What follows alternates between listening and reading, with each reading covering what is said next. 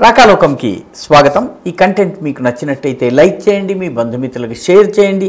ఇప్పటివరకు సబ్స్క్రైబ్ చేసుకోకపోతే సబ్స్క్రైబ్ బటన్ని నొక్కడం ద్వారా సబ్స్క్రైబ్ చేసుకోండి। పక్కనే ఉన్నటువంటి బెల్ ఐకాన్ని కూడా నొక్కినట్లయితే మీకు రాకాలోకంలో కొత్త వీడియో పెట్టగానే నోటిఫికేషన్ ద్వారా తెలియజేయటం జరుగుతుంది। మిత్రులారా, ఒక్కొక్కసారి చరిత్రలో గతంలో చేసినటువంటి గుండుసూదంత తప్పు అనంతర కాలంలో గుణపమంత పెద్దదిగా మారి చాలా ఇబ్బందుల్ని తీసుకొస్తుంది। దీన్నే హిందీలో లంహోనే ఖతా కీ హై సదియోనే సజా పాయి హై అంటారు। అంటే క్షణాలు చేసినటువంటి తప్పులకి యుగాలు శిక్షణ అనుభవించాయి అని చెప్తారు। మన దేశం విషయంలో కూడాను దేశ విభజన, ఆ దేశ విభజన తరువాత మనం చేసినటువంటి అప్పుడున్నటువంటి నాయకత్వము, ముఖ్యంగా జవహర్లాల్ నెహ్రూ చేసినటువంటి కొన్ని తప్పిదాల కారణంగా ఈ రోజు కూడాను భారతదేశం సమస్యల్ని ఎదుర్కొంటోంది। అలాంటి వాటిల్లో ఒకటి కోకో ఐలాండ్। దాని గురించి మనము రాకాలోకంలో గతంలో వీడియో కూడా చేయటం జరిగింది। అండమాన్ నికోబార్ ద్వీపాలకి 50 కిలోమీటర్ల దూరంలో ఉత్తరాన ఉన్నటువంటి ఈ ద్వీపము వాస్తవానికి అండమాన్ నికోబార్ ద్వీపాలలో అంతర్భాగం। ఇది సహజంగా భారత్కి చెందింది, కానీ అప్పుడున్నటువంటి మన ప్రధానమంత్రి జవహర్లాల్ నెహ్రూ గారు ఈ ద్వీపం ఎందుకు అనుకున్నారో ఏమో తెలియదు, బర్మాకి అడగకుండా ఇచ్చేశారు। బర్మా దాన్ని తీసుకుంది, చాలా సంవత్సరాలు పట్టించుకోలేదు। ఇప్పుడు చైనా అదే కోకోస్ ఐలాండ్లో సిగ్నలింగ్ టవర్లను ఏర్పాటు చేస్తోంది। మనకు సంబంధించి మన పడవల రాకపోక కానీ అండమాన్ నికోబార్లో జరిగేటటువంటి కార్యకలాపాలపైన కానీ స్పైయింగ్ చేస్తోంది, ఓడరేవులు నిర్మాణం చేస్తోంది, విమానాలు దిగేటటువంటి స్థావరాలని ఏర్పాటు చేస్తోంది। వీటి వల్ల భారత్ భద్రతకు ప్రమాదం, ముఖ్యంగా ఇటు కోల్కతాకి ప్రమాదము, అటు విశాఖపట్నంకి ప్రమాదం, అదేవిధంగా అండమాన్ నికోబార్లకి ప్రమాదం।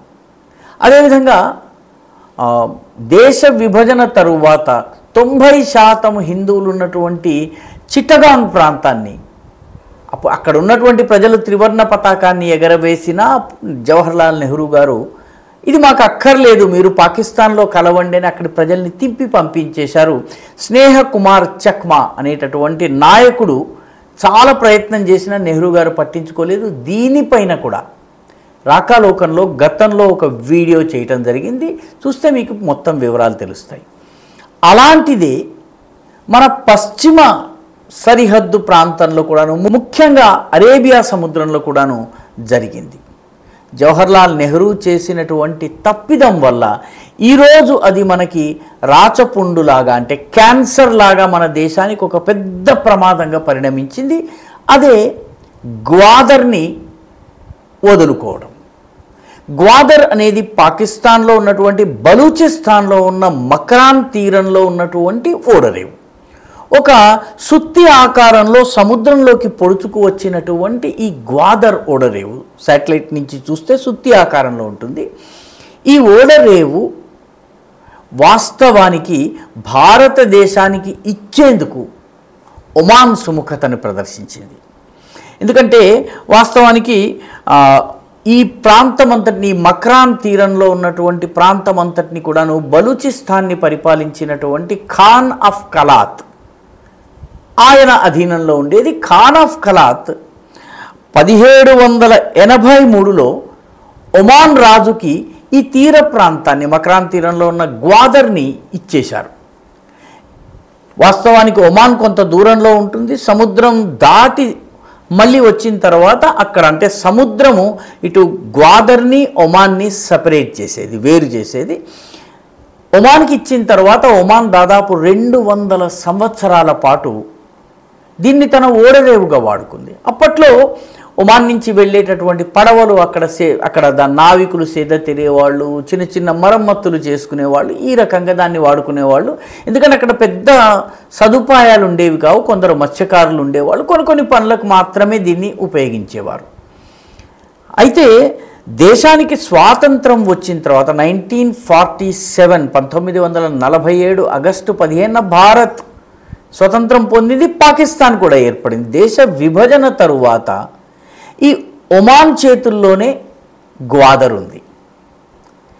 ఒమాన్ అప్పటికి ఒమాన్కి భారతదేశంతో చాలా సన్నిహిత సంబంధాలు ఉండేవి.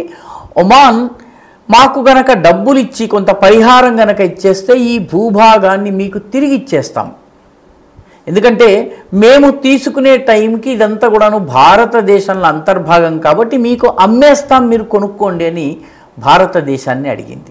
చాలా చౌకగా మీకు అమ్ముతాం, మీరు ఏ మేరకు ఇస్తే ఆ మేరకు మేము దీన్ని అమ్మేస్తామని చెప్పింది. కానీ అప్పుడు మన ప్రధానమంత్రి అయినటువంటి జవహర్లాల్ నెహ్రూ దీనికి అంగీకరించలేదు.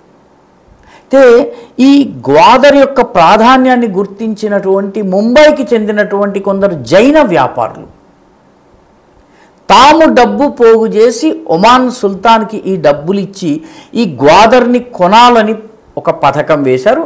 దీనికి భారత ప్రభుత్వం అనుమతిని అడిగారు. జవహర్లాల్ నెహ్రూ గారు ఆ అనుమతి కూడా ఇవ్వలేదు. చివరికి గత్యంతరం లేని పరిస్థితుల్లో కేవలము $3 మిలియన్ అంటే చాలా చౌకగా దీనిని పాకిస్తాన్కి అమ్మేశారు. ఇది సెప్టెంబర్ 8, 1958లో, అంటే దేశానికి స్వాతంత్రం వచ్చిన తరువాత 11 సంవత్సరాల పాటు ఒమాన్ చేతిలో ఉన్నటువంటి ఈ భూభాగము భారతదేశానికి ఇస్తానంటే నెహ్రూ గారు తీసుకోక, వ్యాపారులు మేము కొనుక్కుంటామంటే అనుమతినివ్వక వదులుకున్న తరువాత ఇది పాకిస్తాన్ $3 మిలియన్ కొనుగోలు చేసింది. ఈరోజు అదే Gwadar China Pakistan economic corridor, China నుంచి పాకిస్తాన్ గుండా గ్వాదర్ ఎయిర్పోర్ట్ దాకా ఒక రహదారి నిర్మాణమైంది.